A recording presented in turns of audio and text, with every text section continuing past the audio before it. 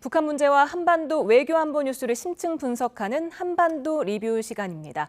한국국방연구원 안보전략센터 책임연구위원이신 이호령 박사와 관련 내용 짚어보겠습니다. 어서 오세요. 네.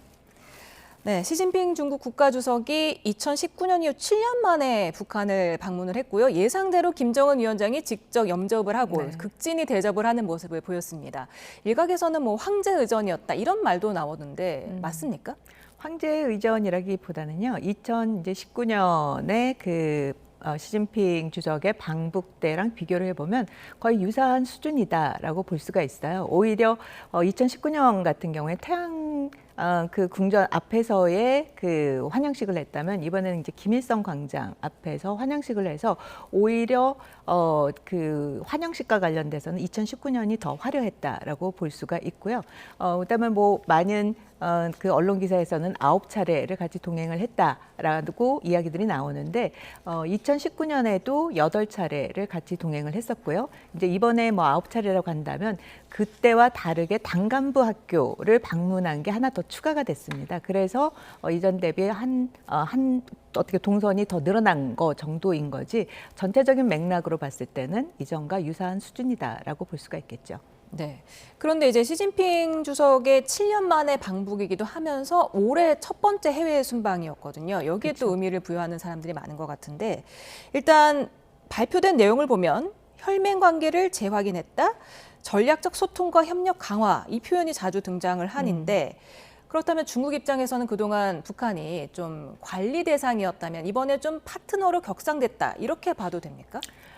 가장 큰 그 포인트 중에 하나가 이전에는 중국이 어떻게 보면 한반도에서의 북한 문제를 관리하는 데 있어서의 중재자 역할하는데 중국의 어떻게 보면 입장을 포커스를 뒀다면 이번에 북중 정상회담을 통해서 나온 내용들을 보면 굉장히 전통적인 우호 관계와 전략적인 협력 파트너라는 부분을 강조를 하고 또 중국의 15차 대회와 북한의 9차 당대회를 언급하면서 새로운 시대의 새로운 관계, 새로운 북중 관계 부분을 굉장히 많이 강조를 하고 있습니다. 이거와 관련돼서 보면은 중국이 미중 간의 전략적 경쟁 구도하에 북한을 끌어들임으로 인해서 북한의 문제를 해결하는 중재자의 역할이 아니라 중국은 미중 간의 전략적 경쟁에서 북한을 활용하고 그로 인해서 북한을 전략적인 협력 파트너라는 입장으로 세움으로 인해서 이전과 다른 맥락에서의 북한을 다루고자 한다라는 점을 알 수가 있겠죠. 네, 그런데 북한과 중국 매체들이 보도한 내용을 보면 좀 각각 중점을 두는 게 다른 것 같습니다. 그렇죠. 중국 매체들은 군사 분야 교류를 언급한 점이 좀 주목을 받았어요. 이 때문에 타이완 유사시나 일본 견제를 위한 전략이다 이런 평가가 있는데 네네. 북한은 이를 언급하지 않았거든요. 보면 이제 흥미로운 점 중에 하나는 이제 신화통신에서 나온 그 정상회담의 결과문 내용과 노동신문을 통해서 나온 내용이 굉장히 이제 다른 맥락을 짚고 있어요. 그리고 보면 정상회담에 참석했던 인물을 보면은 북한 같은 경우에는 중국의 그 군사적인 협력 부분을 언급은 하진 않았지만 그다음에 둥진 국방부장이 왔다라는 거는 거기에 설명을 하고 있어요. 그러면 2019년이랑 비교를 해봤을 때 중국에서 국방부장을 동행했던 건 이번이 처음인 거죠. 그런 측면에서 앞서 이제 말씀드렸듯이 중국이 북한을 인태 지역에서의 전략적인 경쟁을 미국이랑 하는 데 있어서의 파트너, 협력자로 활용함에 따라 그 부분에서의 군사적인 부분도 지금 보면은 65주년이라고 하지 않습니까? 한중 간의 북중 간의 우호 협력 조약과 관련돼서 65주년이라는 부분을 굉장히 강조함으로 인해서 6.25 전쟁에서의 중국이 북한을 도운 혈맹이다라는 점을 강조하고 그러한 맥락하에서의 둥징의 그 국방부장이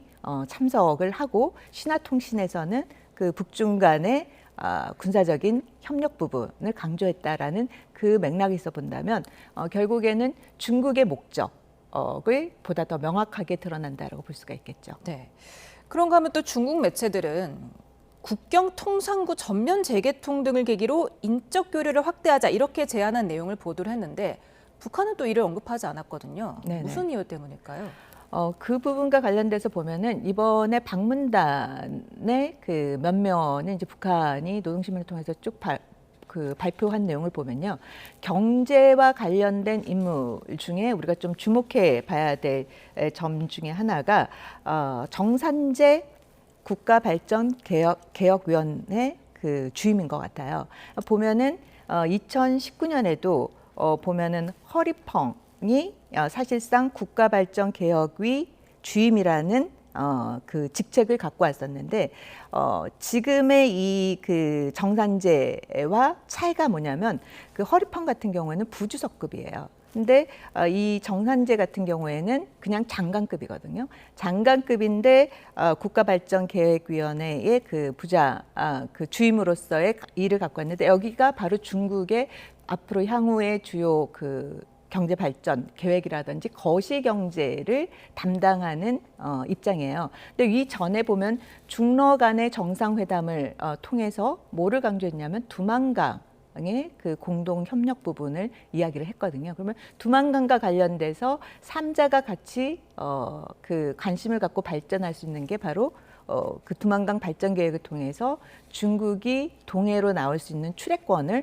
얻을 수 있는 거죠. 그래서 이거 관련돼서 보면은 중국은 중러 정상회담과 북중 정상회담을 통해서 결국에는 앞서 말씀드린 인태 전략에서의 북한을 전략적인 어떻게 보면 협력자로 가져가기 위해서 그 경제적인 맥락도 결국에는 출애권, 그다음에 국경의 문제, 그다음에 그 통상의 문제 이 부분을 보다 더 이전과 다르게 보다 근본적으로 문제를 해결을 하겠다라는 협력을 하겠다라는 데 방점을 둔 반면에 북한 같은 경우에는 이 부분을 그냥 교류 협력 정도로 굉장히 가볍게 터치를 했어요.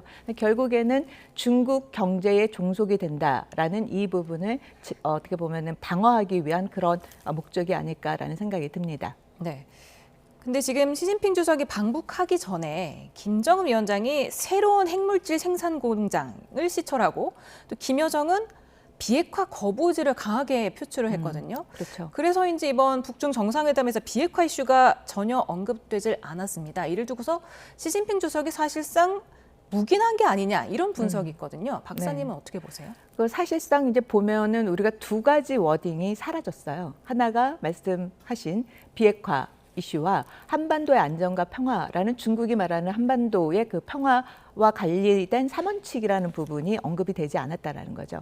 그러면 이 부분과 관련돼서 보면은 비핵화를 언급하지 않은 건 작년 그 김정은이 방중함으로 인해서 그때 세 명이 동시에 서지 않았습니까? 막루에 북중러가 같이 섰을 때 그때부터는 비핵화에 대한 이야기가 나오지 않았었던 거죠. 그래서 그 연장선상에서 이번에도 비핵화라는 부분을 직접적으로 언급을 하지 않았는데 우리가 또 하나 포인트로 더 봐야 될 게 한반도의 안정과 평화라는 부분이 사실상 이번에도 나오지 않았고 중러 정상회담에서도 이 부분과 관련돼서는 정치적 해결을 강조를 했고 이번에 북중 정상회담에서는 결국에는 이 두 가지를 언급하지 않음으로 인해서 북한이 원하는 어떻게 보면 비핵화 문제는 받아들일 수 없다라는 부분과 한반도에서의 그 남북 관계는 적대적 두 개 국가다라는 이 프레임을 사실상 중국이 묵인해주는 그런 효과를 북한이 얻었다라고 볼 수가 있겠죠.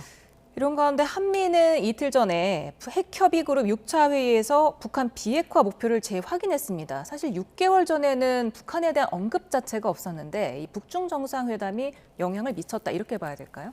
아무래도 좀 그런 면이 없잖아 있는 거죠. 실질적으로 보더라도 미중 간의 정상회담과 관련돼서도 비핵화를 이야기를 했지만 중국은 그 부분을 그 팩트시트에 담지 않았고 미국 같은 경우에는 이제 팩트시트를 통해서 그 부분을 이야기를 했다라고 하지 않았습니까? 이제 그 부분이 북중 정상회담에도 나오지 않고 이런 상황에서 봤을 때 그 NCG는 확장 억지와 관련된 협의체임에도 불구하고 거기에서의 목표라는 부분은 북한의 비핵화다라는 부분을 다시 한번 상기시키는 그러한 외교적인 노력도 담은 거다라고 볼 수가 있겠죠.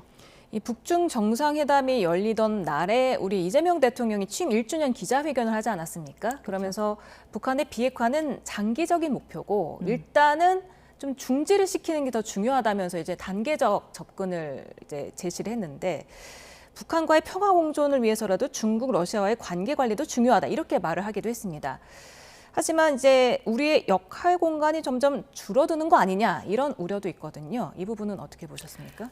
사실상 지금 굉장히 역할 공간이 줄어들고 있는 거죠. 근데 이 문제가 보면은 우리의 어떻게 보면 외교적 노력보다는 구조적인 어떻게 접근이 북중러가 모두 다 하고 있는 상황에서 우리가 굉장히 제한된 환경 속에서 이 문제를 돌파할 수밖에 없다라는 생각이 들어요. 근데 특히 북한이나 중국이나 러시아나 보면 북한의 전략적인 위치를 굉장히 잘 활용을 하고 있는 것 같아요.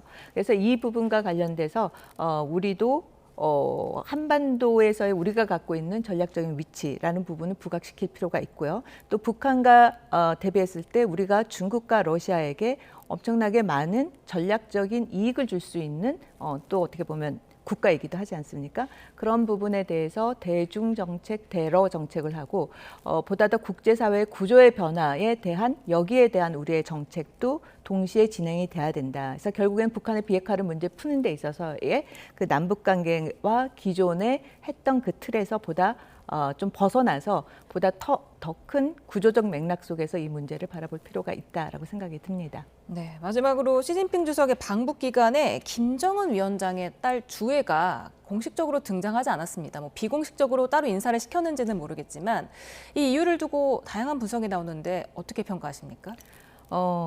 일단 지금 보면 정상이 이제 부인과 같이 오지 않았습니까? 그 여사랑 같이 온 환경하에서 거기에 아이를 동행시킨다라는 거는 모양새가 기본적으로 맞지 않다라는 생각이 들고요. 그다음 두 번째로는 일단 시진핑 주석이 삼불 정책을 언급을 하면서 김정은의 영도력 에 대한 부분을 굉장히 인정하고 그 부분을 부각을 시켰어요. 그러니까 김정은의 영도력이라 함은 결국에는 북한 사회를 지금 이끌고 있는 지도력에 대한 부분을 인정을 했기 때문에 사실상 4대 세습 체제로 가고 있는 북한의 그 정책을 사실상 묵인해 준 효과가 없잖아 있다라고 보여집니다. 그리고 특히 보면 당대당의 관계를 이번 정상회담에서는 더 그 부분이 포커스가 맞춰져 있거든요. 그래서 이례적으로 당 간부 학교도 같이 시진핑 주석과 김정은 위원장이 같이 가지 않았습니까? 그런 부분을 고려해 본다면 결국에는 김주애의 등장을 했느냐 안 했느냐의 이 문제보다는 큰 틀에서 보면 김정은에 대한 영도력의 인정은 김주애의 4대 세습 체제도 사실상 묵인해 준 거나 다름없다라고 볼 수가 있겠죠. 네, 오늘 한반도 리뷰 여기서 줄이겠습니다. 이호령 박사님이었습니다. 감사합니다.